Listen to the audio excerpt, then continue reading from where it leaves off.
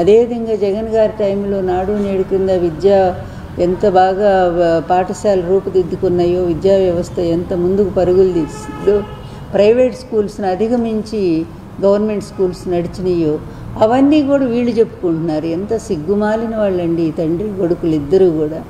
సంక్షేమ పథకాలట భారతదేశంలోనే నంబర్ 1గా ఈయన అమలు చేస్తున్నాడట. అది జగన్ గారు చెప్పాల్సిన మాట. జగన్ గారు అమలు చేశారని చెప్పాల్సిన మాటనే ఈయన అది తీసుకొని అన్ని ప్రతిదీ అంతే కదా. ఆయన తీసుకొచ్చిన పరిశ్రమలు వీళ్ళు వెళ్ళటం, అక్కడ ఫోటో దిగటం, ఇది మేమే తీసుకొచ్చామని చెప్పటం.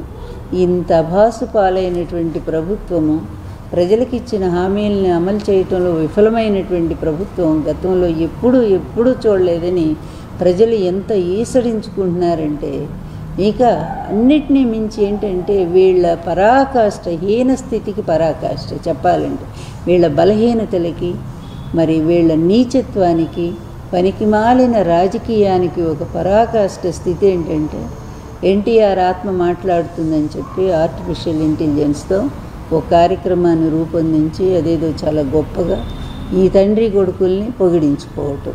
ఏమండి, ఎక్కడ ఎవరైనా నమ్ముతారా ఇది? తెలుగుదేశం వాళ్ళైనా నమ్ముతారా? ఎవరైనా నమ్ముతారా?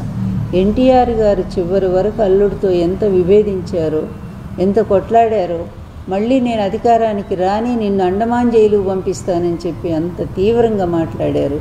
ఈయన ముఖ్యమంత్రి అయ్యి మరి ఈయన ఆశీస్సుల కోసం వస్తే ప్రమాణ స్వీకారం చేశాక తలుపులు కూడా తీయలేదు ఎన్టీఆర్ గారు.